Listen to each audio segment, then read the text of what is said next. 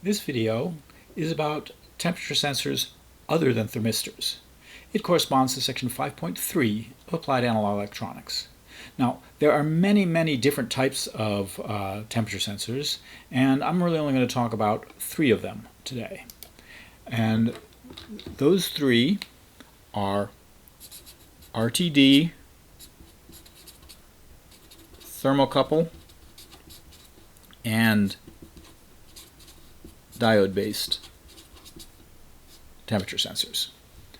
I'm not going to talk about thermal cameras or thermal piles or other ones, just these three. RTDs, they're perhaps the simplest of these. That stands for resistance temperature detector. And they're very simple. They are just a resistor. And they're a resistor with a very precise positive thermal temperature coefficient.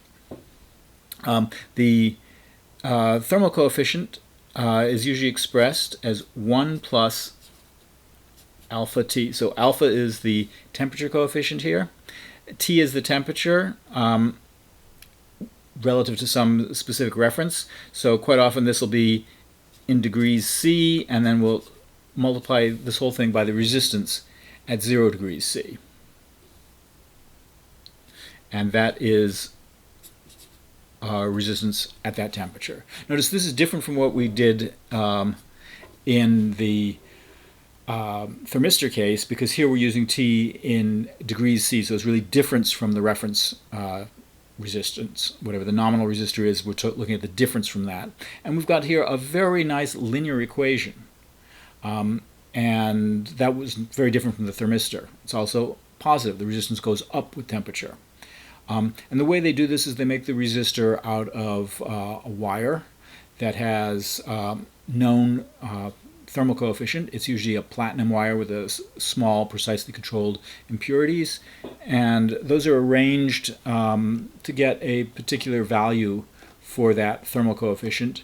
Let's see, what's typical value would be something like alpha equals 0.00385 per degree C.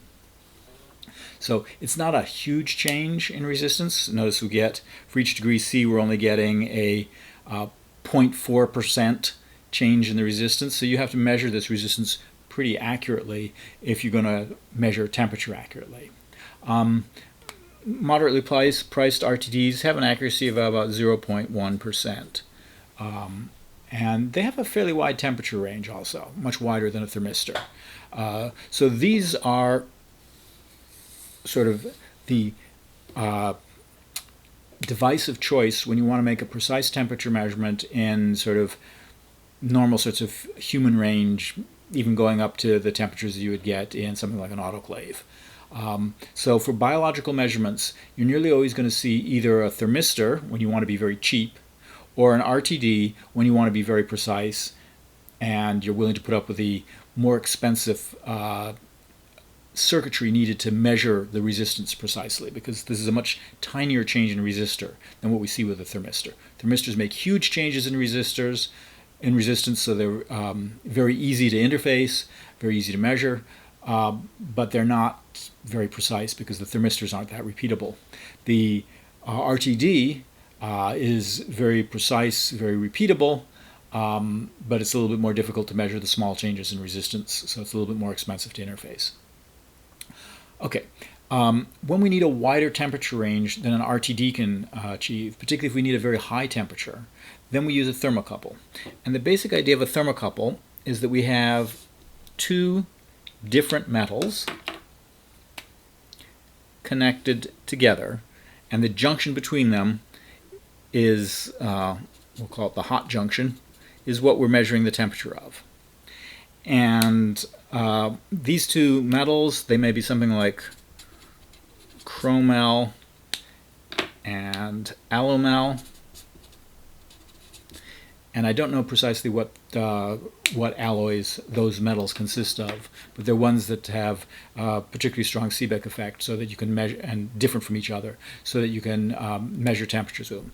Actually, it's wrong to say that a thermocouple measures temperature. What it really measures is temperature difference, because we have another set of connections here where we switch over to copper wires, and we keep these two junctions at the same temperature, and that's the cold junction. And the thermocouple actually produces a voltage output. The voltage output here is proportional to the difference in temperature between the hot junction and the cold junction. So if the cold junction is at room temperature, we can measure its temperature with RTD or a thermistor. And then we can measure the difference in temperature between the hot and the cold junction with the thermocouple itself in order to get the temperature at the hot junction. Now, again, the voltages here are quite small, so you need amplifiers and stuff to measure them. And they're also not very precise. You can generally get to maybe plus or minus 1 degree C with a thermocouple, which, if you're trying to measure something like temperature inside a kiln, that's pretty good. If you're trying to measure oral temperature for a person to see if they've got a fever or not, plus or minus 1 degree C is not very precise. So for biological applications, we don't use thermocouples very much. You nearly always see RTDs or thermistors. But if you need to measure a very high temperature or sometimes a very low temperature, the thermocouple gives you a much wider range than our other temperature sensors. The last type of temperature sensor here, the diode-based ones, are a fairly simple device. It's just a semiconductor diode. And the semiconductor diode has a current through it that is a well-known function of the voltage across it, but that function has a temperature dependence. We'll get later on we'll deal with diodes, and we'll go through all the math for this, including the temperature dependence. But the idea is that if you put a voltage across this diode, you can measure the current through it, or you can put a current through it and measure the voltage across it. Either way, you get something that is temperature dependent, and you can convert that temperature dependence into a measurement of temperature. That's not a very precise measurement, and you can do a little bit better, sort of canceling out some of the fluctuations in manufacturing and stuff, by putting two diodes on the same substrate and putting different currents through them. And then the difference in voltage across the two is proportional to the ratio of the currents times some stuff with temperature. And so that you can get a more precise temperature measurement by canceling out some of the manufacturing variations. Diode sensors like this are quite common and quite cheap, and you will find them in just about every microprocessor or computer, because they can be incorporated, the diodes can be incorporated into the same manufacturing processes as making all the digital logic, and so it's very cheap. It doesn't really cost anything additional to put a temperature sensor on the chip. You won't find them very much in biological applications, because silicon semiconductors don't play that well with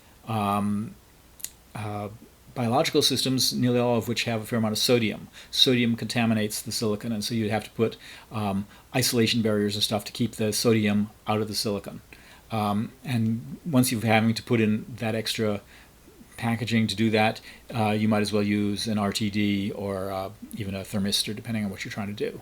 So you'll see the diode-based sensors all the time in digital applications. Your phone probably has at least one. Your computer probably has at least 5 or 6. And they're just built into all sorts of chips. Even the Teen CLCs that we use for the Teradek, those Teen CLCs have a diode-based temperature sensor in them. The temperature sensors that you get sort of built into things like computers are usually not very precise. They're usually like plus or minus 2 degrees C. You can, by doing these tricks of matching diodes and stuff, get them down to about 0.2 degrees C for the measurement. And again, it's not going to be nearly as precise as an RTD.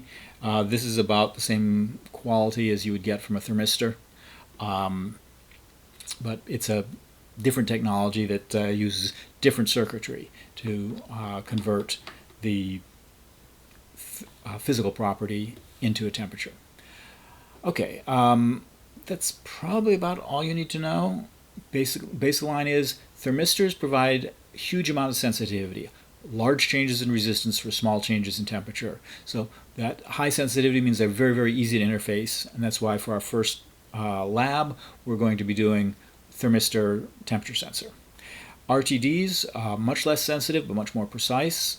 They're very close to being linear, and in fact, if you want to model the nonlinearity, that's been very carefully studied, and you can use a polynomial fit instead of a linear fit, and get very, very precise measurements of temperature with RTDs. If you need wide range, use a thermocouple, and if you're building semiconductor electronics anyway, you can use diode-based temperature sensors built into the semiconductors themselves. That's probably all you really need for temperature sensors for this class.